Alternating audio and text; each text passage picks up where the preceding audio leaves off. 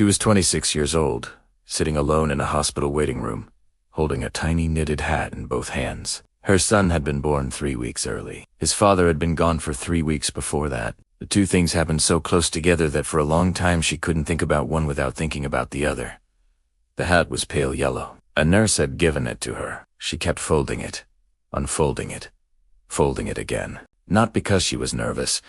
She had already moved past nervous. She was doing it because her hands needed something to hold on to while the rest of her figured out what came next. What came next was this. A two-room apartment on the 3rd floor of a building where the elevator had been broken since the previous winter. A night shift job at a laundry facility, 2 bus rides away. A neighbor on the same floor. An older woman named by everyone in the building simply as Auntie, who agreed to look after the baby during the nights in exchange for help with groceries. And silence. A lot of silence. The kind that fills a home when there used to be 2 people in it, and now there is only one. She did not feel sorry for herself. That is important to say. She was tired. Yes, there were nights she came home at 5:30 in the morning, fed the baby, changed him, laid him back down, and then stood at the kitchen window watching the street get light. Not thinking about anything, just standing because sitting felt too much like giving in, but she did not feel sorry for herself. She had made a decision in that waiting room. She was going to be enough. She didn't say it out loud. She just decided it. The way you decide something that is not really a choice. Her son was a quiet baby. He didn't fuss much. He watched things light on the ceiling, the movement of curtains, her face when she talked to him. He was 4 years old when she first noticed the humming. He would hum while he played, while he ate, while he walked beside her, holding her hand on the way to the shop. Little tunes, mostly. Some from cartoons, some from the radio, some from nowhere she could place. She didn't think much of it at the time. Kids hummed. It was a nice thing. By the time he was 6, the humming had become something else. He would hear a song once and know all of it, not just the words, the melody, the timing, the way it breathed between notes. She would catch him sitting on the floor with a plastic bowl between his knees, tapping out rhythms that matched nothing playing in the room. Just things from inside his head. She mentioned it to Auntie once. Auntie said, "That child is carrying music in him." She laughed when she said it, but she meant it. It was his 3rd grade teacher who changed everything. A music teacher, a quiet, methodical man who had been teaching at the same primary school for 19 years and had seen a lot of children come and go. One afternoon he kept her son behind after class. He sat at the old upright piano in the corner of the music room and played a short phrase. 8 notes, nothing complicated. He asked the boy to repeat it. The boy did. Then, without being asked, he added to it 12 more notes that followed the first 8, so naturally that for a moment the teacher just sat there. He didn't speak.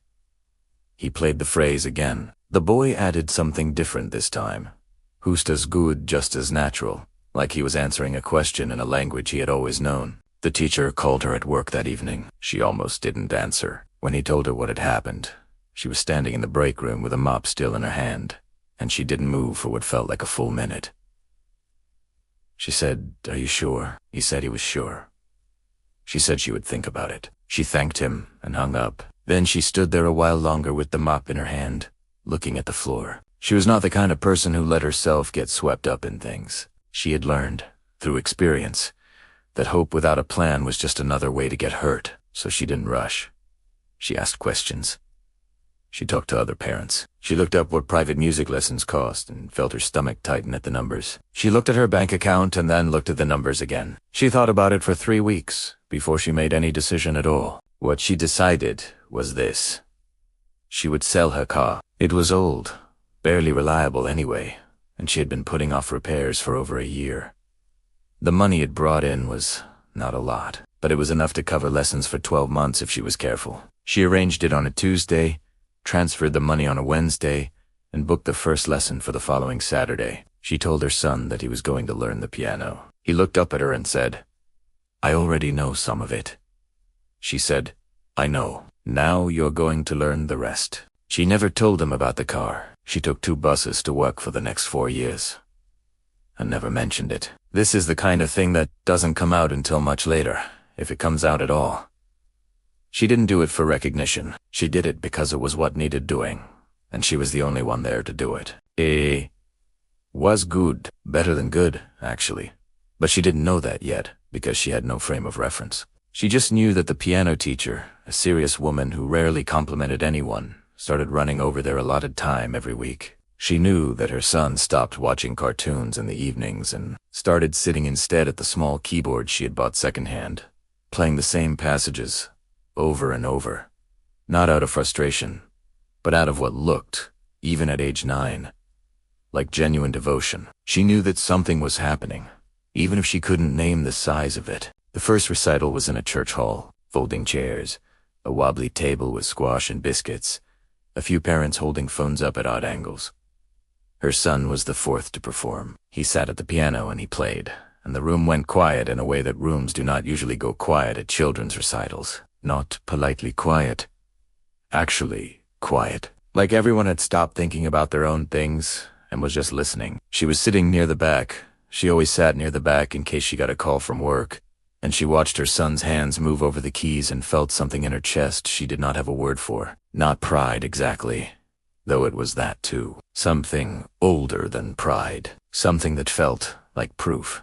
She began keeping a jar on the kitchen counter, just a plain glass jar with a strip of tape across it that she had written on in marker. Daniel's future. Every week she put something in it, whatever she could manage. Sometimes coins, sometimes a folded note. She didn't have a plan yet for what the money would become. She just knew that whatever was growing in her son was real, and that real things needed tending, and she was the only one there to tend it. She had been the only one there from the very beginning. Some nights that felt like a weight. Some nights it felt like the most important thing about her. Most nights it just felt like her life. Ordinary, exhausting, entirely hers. And she moved through it the way she moved through everything. One day, one bus ride, one folded hat at a time. 2 years passed away. Busy years do, quickly, when you look back. Slowly, when you are living them. Her son was 16 now, studying at a conservatory 400 miles away on a full scholarship. Full scholarship. She had read those 2 words so many times on the acceptance letter that the paper had gone soft at the fold. She kept it in a kitchen drawer, underneath the takeaway menus, where she could find it easily, but didn't have to look at it every day. The apartment felt different without him, not empty exactly. She'd always known how to fill a space with work and routine, but quieter. The kind of quiet that reminds you of what used to fill it. She still put the kettle on every morning at the same time. She still took the 2 buses to work. She still kept the glass jar on the counter, though now she wasn't always sure what she was saving for. Old habits. She kept it anyway? He called every Sunday without fail. She could set a clock by it. He would call just after 10 in the morning, and she would sit in the chair by the window. The same chair she had sat in 100 times before, watching the street, and they would talk for 30, sometimes 40 minutes. She always asked about his meals, before she asked about his music. He knew why she did this. He answered both questions every time. There was one Sunday, about 6 months in, when she asked if he was eating enough, and he went quiet for just a second too long. She said his name once, gently. He said he was fine, that the canteen food was not great, but he was managing. She said she would put some money in his account that week. He told her not to. She did it anyway, the next morning, before she left for work. It wasn't much. It was something. She was good at making something out of not much. What she didn't know, not yet, was what was happening to him musically during those 2 years. His teachers had stopped treating him like a student and started treating him like a peer. Not because they had given up on teaching him, but because the conversation had become too interesting to keep one-sided. His composition tutor, a reserved woman who had worked with some of the finest young musicians in the country and was not in the habit of being surprised, had listened to a piece he wrote in his 2nd semester and played it back twice in silence before saying anything. What she said was that it was the most honest piece of music she had heard from a student in over 20 years. He didn't tell his mother this. He filed it away in the same quiet place, where he kept everything that felt too big to say out loud. He had written the piece about her. He hadn't told anyone that either. He had simply titled it with 1 letter, her initial, and left it at that. The music said the rest. It opened slowly, almost haltingly, like someone feeling their way through a dark room. Then it found its footing. It grew. It became something that moved through a room the way early morning light does, not dramatic, not sudden. Just steadily there until you realize everything looks different. By the time he was 18, the conservatory had selected him for the end-of-year showcase. It was the most prestigious slot in their calendar, usually reserved for students in their 3rd or 4th year. He was being given it at the end of his 2nd. He was told he could perform whatever he chose. He chose the piece with 1 letter for a title. He was given 4 tickets. He sent 2 classmates who had shown up for him in ways that mattered, who had sat with him in practice rooms at midnight, who had lent him books and walked him through theory he hadn't encountered before, who had become the kind of friends that quietly hold a person together during the years when everything is new and hard. The 4th ticket he put in an envelope with a short handwritten note. The note said only, "Front row, please." He posted it to his mother and then did not mention it on their Sunday call. He wanted her to receive it first, in her own time, in her own kitchen. She got it on a Thursday. She read the note 3 times. Then she put it on the kitchen counter next to the jar and left for work. That evening, after she came home, she took it out again and read it once more. Then she went to her wardrobe and looked at what she had. Not much that was suitable for a concert hall. She called a woman she worked with, a kind no-fuss person who was roughly her size, and asked if she could borrow something to wear to an important event. The woman didn't ask questions. She brought 3 options to work the following day in a carrier bag. That was the kind of person she was. On the night of the concert, she took a bus, then a train, then another bus. She arrived at the concert hall 90 minutes early.